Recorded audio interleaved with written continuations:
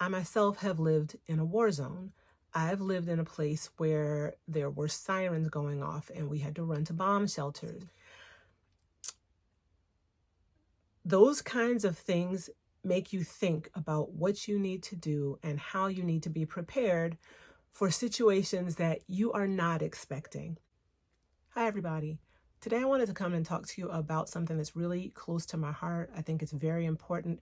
I haven't really made a lot of videos about this topic, although it is pretty much what guides and drives me in my work of homesteading. I wanted to share this with you because I think that you really need to consider these things and think about what you're doing, why you are or aren't doing it, and how to move forward.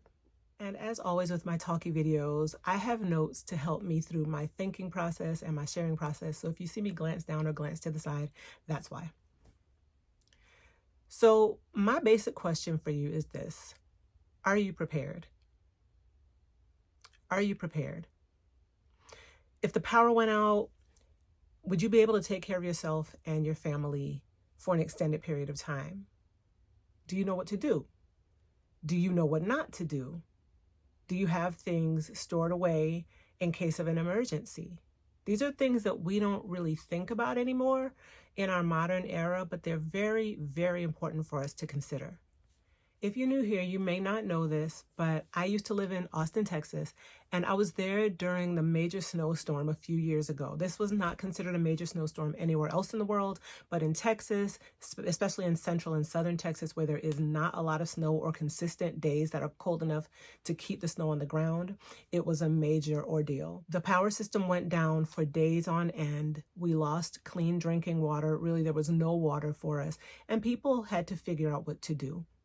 I was so grateful that my family and I had started preparing quite some time before this, years before this, for emergency situations. So we knew how to take care of ourselves during that situation. We knew that our stored food would keep us during those days. We knew how to prepare that food, even though we didn't have electricity to cook with.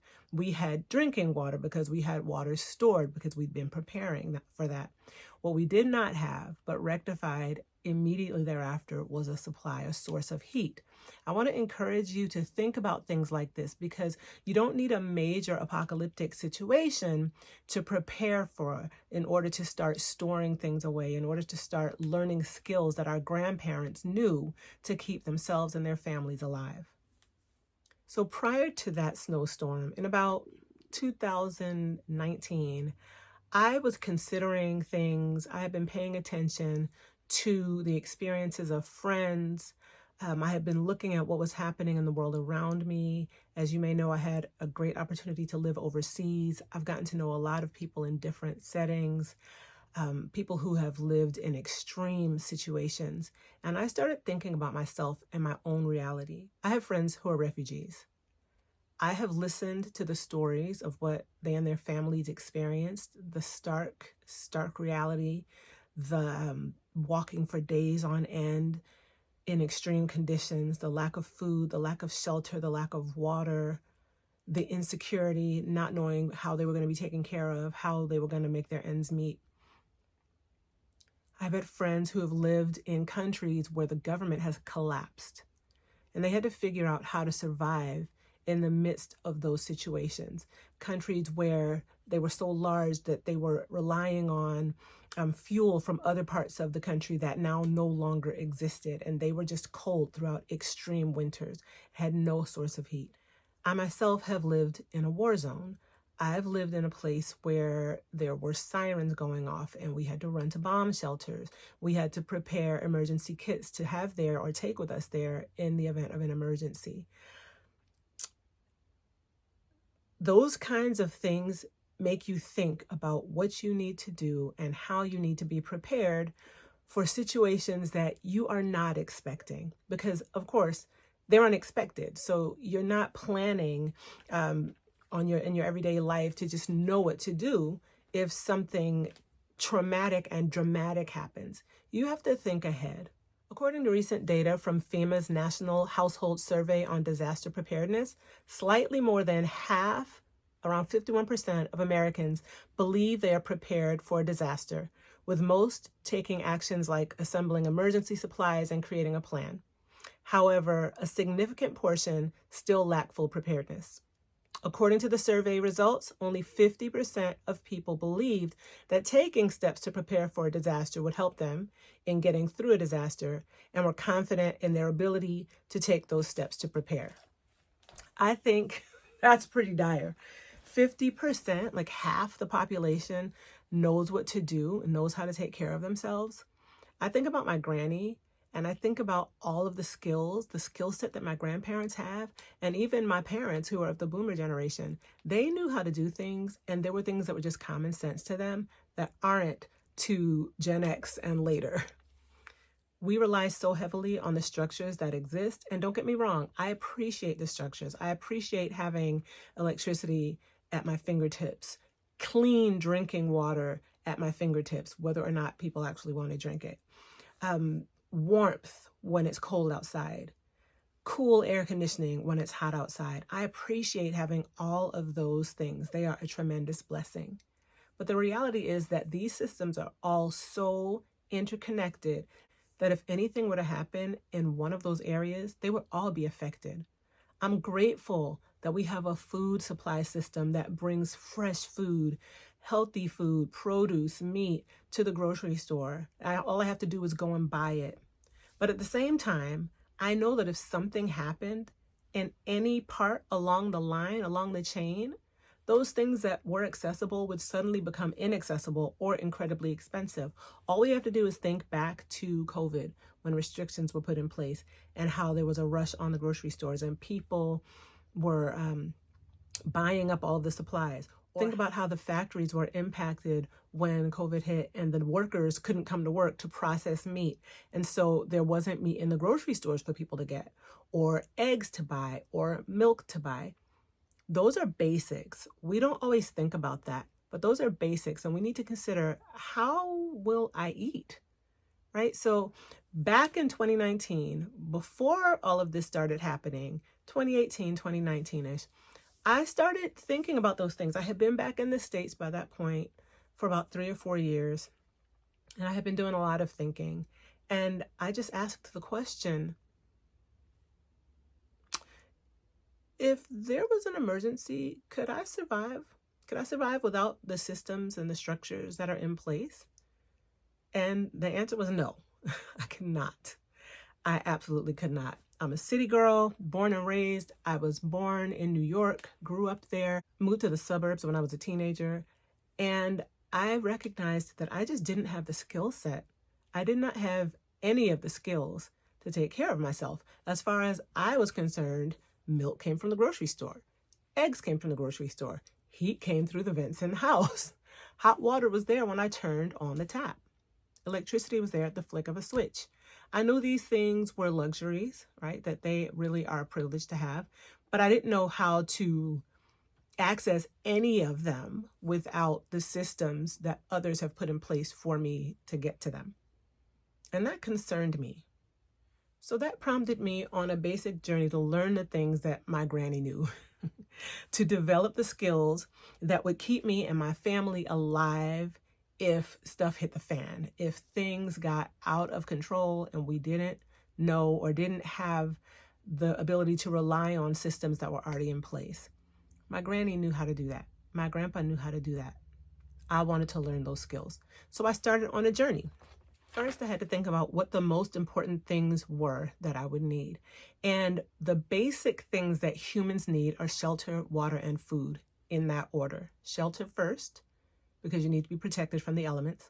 Water next, because you cannot survive beyond 3 days without water, or you really are going to be in a very, very, very bad way without water after 3 days. And then food, because you can survive longer without food, but you need the energy, you need the calories in order to move, in order to keep going. So I realized that there were the skills that I needed to learn. I decided that the one that would be the easiest and the quickest for me to develop was the skill of producing food for myself and my family. So in 2019, I started a little sweet potato farm in the front yard of my house in Texas. They were in 20-gallon tubs. I was so proud because I was actually able to make food for my family. I remember saying to Eric, I made food. I made food for us. All right, ladies, this was my first attempt. These are the potatoes I got. There's my bucket. Here is all the dirt from the bucket. The vine I did not cut before I dumped it over. And this is what I got. So they're tiny, but I'm not mad because this is the first time I've ever tried to grow anything. So here they are. These are my little guys here. My daughter, of course, because she's a kid, is like, I like this one. So, you know, I'm super proud. I was so excited because prior to that, I didn't know how to grow food. Any vegetable or plant, not really vegetables because I never tried vegetables, but any plants that I touched, they would die. Like I couldn't raise a house plant to save my life. My mom was excellent at it, but I could not do it. She also knew how to grow vegetables. I had never learned. So those sweet potatoes were my first foray into growing food.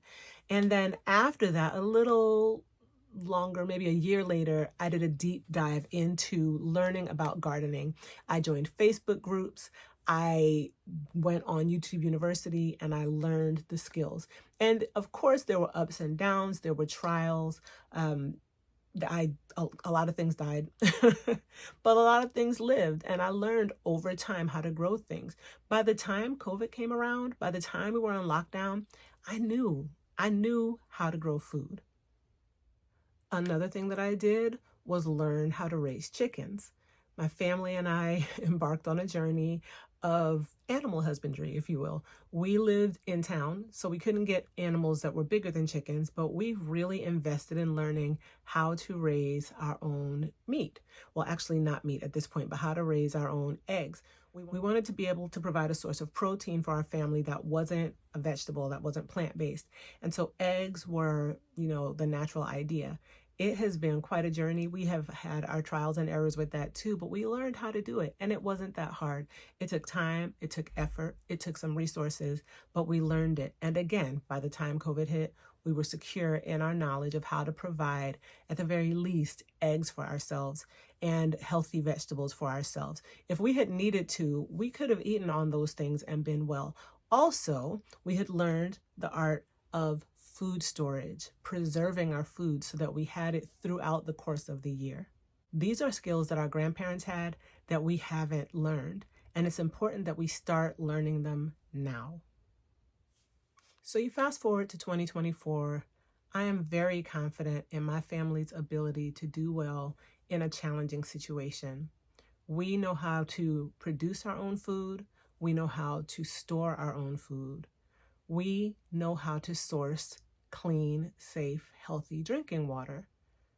We know how to provide electricity for ourselves to maintain warmth or cool if we need it. So let me ask you a question. Do you know how to grow your own food? Are you able to provide your own food so that in an emergency you have it? If you don't know how to grow your own food, do you know how to store food? Do you know how to preserve food that you buy so that you can keep it over an extended period of time? If you don't know these things, there are lots of resources out there for you to check now and to learn. YouTube is your best friend. Over a period of time, looking at different people's videos, you can learn how to preserve food. I have several videos. I will link them in the description box for you, and I'll share at least one here. You can join groups on Facebook. You can join community gardens and learn there. You can go to the local extension office for the state university if you're in the United States. They have a wealth of information for you to learn how to grow food in your state because it's not the same in every state. Different growing zones, which are based on the climate, the region, will have different requirements. But you can learn a lot from all of those resources, and I highly recommend all of them. Do you know how to source clean drinking water? You can learn about this again from YouTube. There are a wealth of systems out there. You can do rainwater capture. There's water purification systems. There are water filtration systems. There are lots of different ways to source clean water. You can buy land that has a well or a stream and learn how to purify that water. You can even capture your rainwater, like I mentioned earlier, and then learn how to purify that or clean that. You can even clean your tap water if it becomes contaminated and you know how to purify water. What about providing energy for your home in the event of a power outage? My family did not have a source of energy during the snowstorm in Texas, and we were cold. By the next week, we had gotten a generator and it was on our doorstep, ready to go.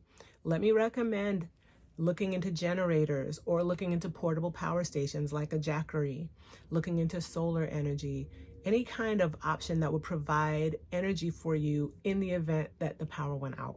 Another great idea is to go to a class. I went on a wilderness class this past January. It was amazing. I learned all kinds of incredible things like how to build a shelter, how to build fires in various kinds of situations with various types of means, how to purify the water that I was around if I was near a stream or a lake or a river, finding out if I should even drink that water, and what to do if I had no other option. It was an amazing class. It was overnight. I learned a lot of things. I got a lot of tools for my tool belt. I highly recommend taking a wilderness training class.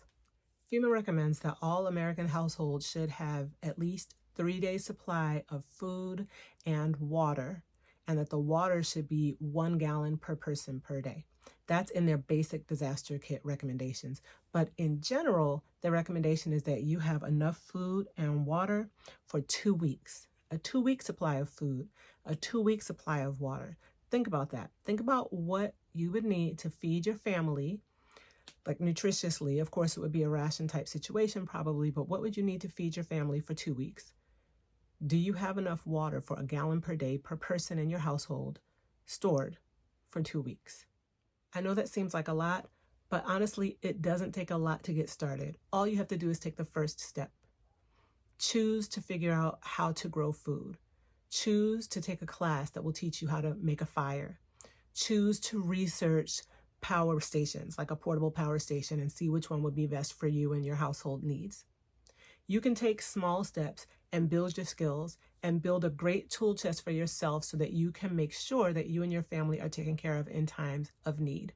The bottom line is that there are a lot of things that you can do to prepare yourself, because there are a lot of situations that come up that catch us off guard. And honestly, as we keep moving on, there are going to be more things in the coming days, in the coming season, that you need to be prepared for. Please take the time, put in the effort, do the research, do the work, set aside some time for yourself to learn these skills. You will not regret it. You absolutely need them. If you like this video, please take the time to comment below and let me know what you liked about it. What was something that particularly stood out to you? If you like this type of video, please let me know, because I intend on making more, and I would love to share specifics with you to help you and your family be prepared in the seasons of challenge and uncertainty that are upon us. I think it's of pivotal importance that we all pay extra attention to these things. We might not hear about it in spaces that are really mainstream, but it is so central that we start focusing on the long-term preparedness of our households now. Now is the time to start if you haven't yet. I appreciate you all so much. Thank you for taking the time to stick with me through this video. If you have come this far, please make sure that you thumbs up the video. Make sure that you comment. It really helps me, helps get my video moving. Share this video with friends that you may have. I know a lot of people who have been talking about this topic lately and have been concerned and wanting to know what they need to do to get started or how they can up their game in preparedness. And this is one of the ways. Please spread the word. Let people know about my channel. I'll be making more videos like this with information for you on how to do these things, on the skills that you need. Of course, I'll also be making my vlogs of our regular upkeep of our little homestead, but I want you to know the things that you need to know to take care of yourselves. Okay, I love y'all. Thank you so much for watching. Please join me next Tuesday. There will be another video on a similar topic. In the comments, please let me know if you have specific things that you would like for me to talk about or specific questions for me. Thanks again, you all. I appreciate you, and I'll see you in my next one. Bye-bye.